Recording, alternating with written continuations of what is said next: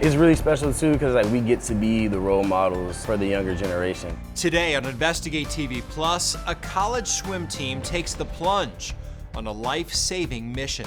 I'm Lee Zurich. And I'm Tisha Powell. We take an in-depth look at the effort to close the swimming gap between white and black children and stop a dangerous trend. Plus, I cried till I couldn't cry no more. One man diagnosed with stage 4 lung cancer nearly loses everything before an experimental treatment gives him a second chance. We see a higher level of mortality in our communities of color. We examine the importance of diversity in clinical trials and the nonprofit working to provide equitable access to patients. and a mother going through a difficult divorce uses her baking skills to find the sweet side of life. It is an amazing experience, and it helps me. It helps me make people feel good. In-depth stories that inform and inspire. You're watching Investigate TV Plus. The statistics are staggering. According to the CDC, more than 4,000 fatal drownings happen every year in the U.S., an average of about 11 drownings per day. It's the leading cause of death among children ages 1 to 4 and the second leading cause of death in ages 5 to 14. But there are also significant racial disparities within those numbers. Experts say black children are at a greater risk and more likely to drown than white children. Equally concerning, 87% of those children who cannot swim plan to visit a beach or pool at least once during the summer months. Reporter Heather Graff has an in-depth look at this issue through the eyes of the only all-black team in collegiate swimming, a team vowing to be part of the solution. When we first met Nick Askew on the campus of Howard University in Washington, D.C., You ready? the pool was quiet. 1 for the money, 2 for the show, But not for long. 3 to get ready, and 4, 2, go! Students from a nearby middle school making a splash on this late July morning. You know, we have a lot of fun in the clinic. You know, there's a lot of laughter, there's a lot of smiles within it. And as the head coach for Howard Swimming and Diving and an alum here, Good, a little bit more. Askew wouldn't have it any other way. You know, when I grew up, even though the pool was in my neighborhood, it was still seen by myself and many other people of color in the community as that's not our space. So this space You're family now that you're here, okay? And we're gonna treat you just like that. is where he and his staff and his team hope to turn the tide. We have to, with an amazing amount of force, have to do things in order to break the cycle. The cycle he's referring to involves the fact 64% of African American children have little to no swimming ability. That's according to a study done by the USA Swimming Foundation. Plus, the CDC says black children aged 5 to 14 drown at rates around 3 times higher than white children across all water settings. And the disparities are even more pronounced in swimming pools, where black children aged 10 to 14 drown at rates nearly 8 times higher than white children. Are those statistics more motivation for you? Absolutely, because it's something we can change. Drowning is preventable, and the number one thing is being able to have access and opportunity. And then number 2 is being able to feel safe and comfortable in your first experience. Ready, go! At Howard, that means holding frequent Learn to Swim clinics for kids in the DC community, followed by summer camps for young swimmers of all skill levels. All right, okay. And once the college swimming season officially starts, We want to make sure that we keep going higher and higher and higher. Askew challenges his student athletes to lead by example. Because we're in a sport that doesn't look like us. First group! In fact, Howard is the only historically black college or university that still has a swim program, making theirs the only all-black swim team in college athletics. And the latest NCAA data reveals black swimmers account for just 3% of competitors on the men's side and 1% on the women's side.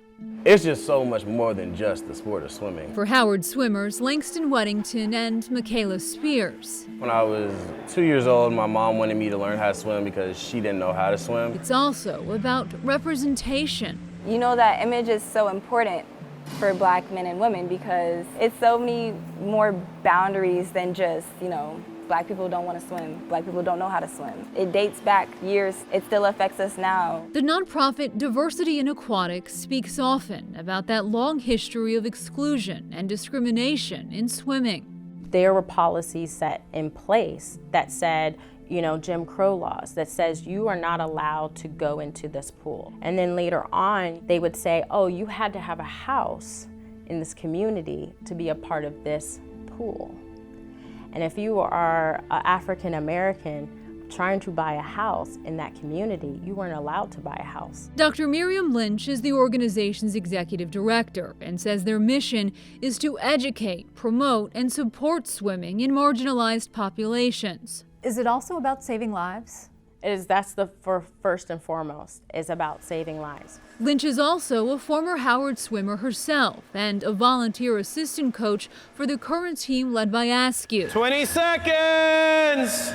So she had a front row seat in February 2023 when the school's men's team won the Northeast Conference Championship for the first time ever. And we were like, wow, we really did it. Oh man, it was special. It was really special. That's the only way I can really describe it. That win for Howard University was like a win for everyone. It was a win for the community.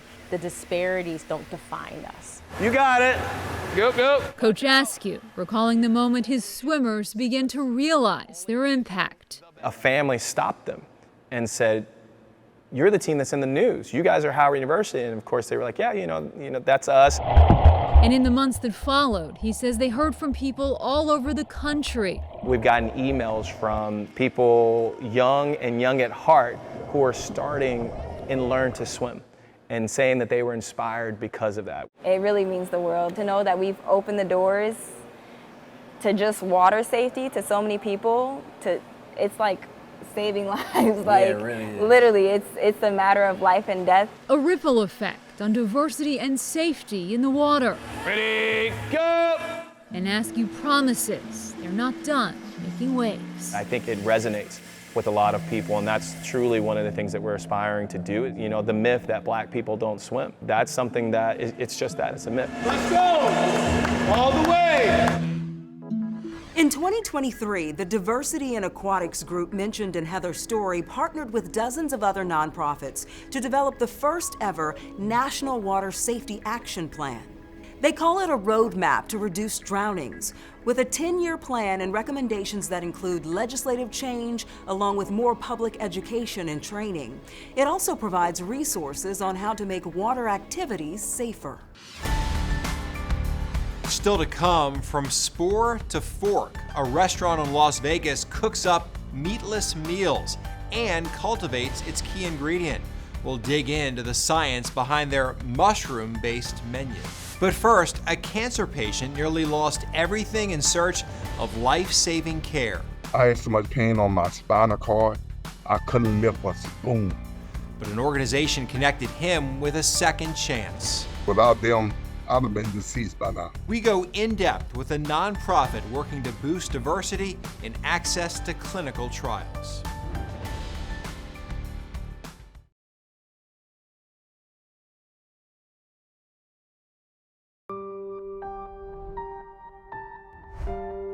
Cancer is the second leading cause of death in the United States, but reports show fewer than 20% of adults diagnosed with the disease participate in clinical trials. According to the National Institutes of Health, clinical trials are at the heart of medical advances because they look at new ways to prevent, detect, or treat disease. The Lazarus Cancer Foundation is working to boost clinical trial enrollment and diversity. It's because the NIH says people may experience the same disease differently. A big part of that means easing the financial burden of participation. Reporter Peter Zampa explains. I cried till I couldn't cry no more. Shenard Matthews was diagnosed with stage 4 lung cancer in 2022. The tumors metastasized. He was undergoing radiation in Louisiana when he reached out to MD Anderson in Houston, one of the best cancer centers in the nation. I had so much pain on my spinal cord, I couldn't lift a spoon. What has this trial been like, and what is your current prognosis? cancer hasn't moved. The tumor's still small that they can't see them. The medicine is working. Without this trial, Chenard would be paying for his care at MD Anderson out of pocket. Even now, Chenard has still been pushed to the brink. To drive up here, it's $135. I pick a back up in Beaumont, that's $80. When I get to a hotel, that's $135 a night. I lost my job, a $300,000 home. I lost that. I really do owe my life to Lazarus, because without them, I'd have been deceased by now. Dana Dornsife founded Lazarus Cancer Foundation in 2006 after her brother-in-law was diagnosed with pancreatic cancer. We help people identify clinical trial opportunities and then to provide financial assistance to the patient and a caregiver so they could actually take advantage of medical breakthroughs in technology. We realized that it's not enough. We see a higher level of mortality in our communities of color. So what is Lazarus doing to help some of these more marginalized communities? We can't just go into the community at the end of that continuum of care. The perception by a community member is, you're coming to me at a time when you need me. You're not coming to me to support me when I needed you. We engage earlier in the process, lifestyle choice and nutrition. A lot of our patients, many of them take 2 or 3 buses to get to a medical appointment. We try to facilitate a more convenient transportation, and hopefully, if a person arrives at a point in time where they need to participate in a clinical trial as a cancer lifeline, they will trust us to do it and to help them do it. Why is diversity and breadth of sample size so important? A drug that works on you may not work on me, or a drug that works on me may not work on an African American woman with breast cancer, or it may work better. But unless we achieve equitable access and representation in clinical trials, we will never know. Lazarus is a nonprofit. It can only give as much as donations allow. And once a trial's over, the patients they helped are on their own. What do you think will happen once this clinical trial is over? I'm back to square one again. Lazarus says it's fighting to change state and federal policies to help improve access to clinical trials. The National Cancer Institute has a website where you can learn more about cancer research. To find out more information, just go to their website, cancer.gov. Still to come, a divorced mom of 2 took her sorrow and turned it into something sweet. I was just a baker, baking for women to have fun during a time when things are not fun. And coming up next, what some just considered a pizza topper has become one of the hottest ingredients in the plant-based food movement. From farm to table, we trace the mushroom boom.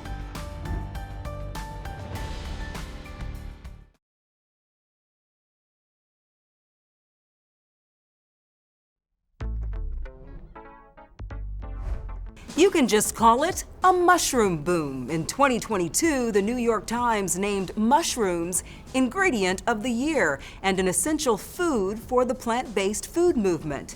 The Times also said, quote, mushrooms are becoming more prominent in nearly every aspect of modern life. From buttons to baby bellas, mushrooms are used in a variety of products. According to the Mushroom Council, 930 million pounds of cultivated mushrooms were sold in the U.S. in 2022. That's up 16% since 2013. And the Cleveland Clinic says the average American eats nearly 3 pounds of mushrooms a year. Reporter Joe Vigil takes us to a restaurant in Las Vegas where mushrooms are more than just a side dish. Where's the beef? Not in this burger. It's 100% meatless, but it's not your average plant-based patty. The main ingredient was grown inside this industrial building in Las Vegas, a fully functioning mushroom farm. So we've got a total of 27,000 square feet here. We're currently growing in phase 1. Rob Atchison is the farm operations manager.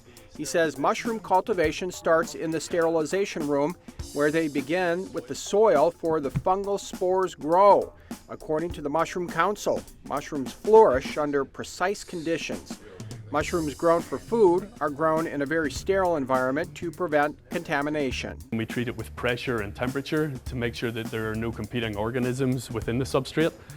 And then after everything is sterilized, we're able to inoculate it or introduce the mushroom DNA. That's where the lab comes in. So in here we're producing seeds, and then we're producing vegetative plants or growing them out. For the next phase, the team injects liquid culture into a bag, and once it starts to grow, they can spread it into more bags to keep the process growing. So the process goes from a half-inch square piece of biomass into multiple more mushrooms. From there, the bags are introduced to a main ingredient for growing any plant, oxygen, and that's when mushrooms start forming. So in here we have 3 fruiting chambers. These are all set up with different parameters to give different environments for our mushroom varieties. Each mushroom bag will sit in these chambers for about 7 to 10 days. When it's ready, they can pull about 3 pounds of mushrooms from this one bag and use the same roots to regrow 2 more bags. And back to the beefless burger. This thing is one of a kind. And for us to get to this point where we're at now, I've never had to work so hard on a menu before and go through so many trials and errors. Shane Stewart is the founder and vice president of Chaga Root Restaurant in Las Vegas. Currently, his restaurant uses about 7 different types of mushrooms to create varying flavor profiles and dishes, even mushroom milkshakes.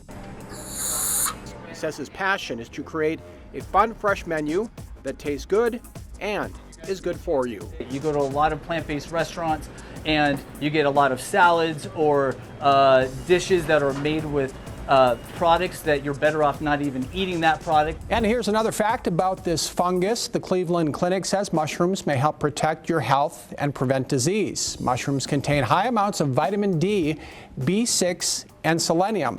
Selenium can help prevent cell damage in our bodies. Vitamin D helps with cell growth, and B6 helps our bodies form red blood cells. In Las Vegas, I'm Joe Vigil. That is way more than I ever needed to know about mushrooms, but I feel smarter now. I definitely feel smarter, although like my wife and kids, they will destroy mushrooms. They love them. I can't stand them. I love them. I just not, ugh. Like in a mushroom milkshake. Okay, you No might way. like a mushroom milkshake, though. I don't know. Maybe. Yeah, we'll try it maybe. Researchers at Harvard say mushrooms are recognized by chefs for their ability to create savory flavors called umami. Umami is the 5th basic taste alongside sweet, sour, salty, and bitter, meaning savoriness in Japanese. And one important note, unless you're a mushroom expert, it's best to stick to your supermarket to avoid poisonous mushrooms or other side effects. You still have plenty of options, but the prices, of course, vary. Up next, we meet the single mom inspired to turn her pastry pastime into a sweet business.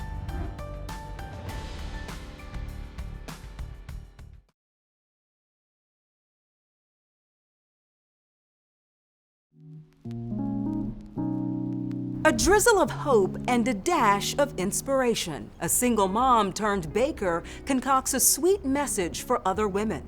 Kima Frederick started baking in 2021 as a way to cheer up members of her divorce support group. But her baked goods were more than just a sweet treat for the women. The messages she wrote out in frosting provided her with the inspiration to turn this pastime into a full-time job. Reporter Lauren Korn takes us inside Kima's kitchen.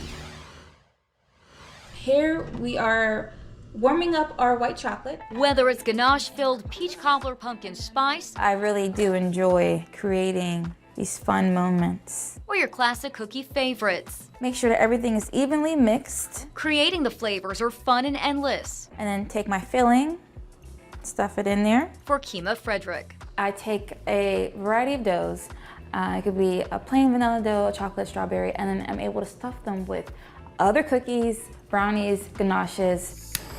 Kima started baking in 2021 to put smiles on faces at her divorce support group. I was just a baker, baking for women to have fun during a time when things are not fun. And went above and beyond by pairing her pastries with positive and funny notes. From there, it has just transformed into something completely different. The single mother of 2 toddlers decided to turn her pastime into a full-time job, launching Club Caked in August of 2022. Club Caked is a fun way of indulging in sweet treats, in the sense of you're having that fun club lifestyle, but you're having it with a sweet dessert. I have some pie crust. Kima transformed her cozy apartment into a baking station, cranking out quarter-pound cookies and upgrading to a 3D printer to top her treats with the same powerful but now edible messages. Ma, mama, madre, mommy, mama, mother. Before carefully placing and labeling the stuffed cookies into a pretty black box. Because they are different, because they're something that people haven't had before, they're unique in the way of the look and the taste, the experience. Kima also takes her tasty treats on the road sometimes. Thank you. Surprising and celebrating mothers in the Grand Strand. It is an amazing experience, and it helps me. It helps me make people feel good. Hi. Kima says she never thought cookies would be her career, crediting the women who helped her when she needed it the most. It's trial and error, and it's costly when you're experimenting. And now she wants to pay it forward with some advice. My advice would be to just try it out, especially the women that have been going through a divorce with children. You're not stuck. There are ways to make your life different. Cheers. Kima says she's now looking for a commercial space to expand her business. And that's it for us on Investigate TV Plus. I'm Lee Zurich. And I'm Tisha Powell. Thanks for watching. On the next Investigate TV Plus, cold cases closed thanks to cutting-edge DNA technology. This isn't like building a company or making an incremental change to something. This is like reinventing an entire field. Go inside the lab that's revolutionizing how to solve crimes using genetics.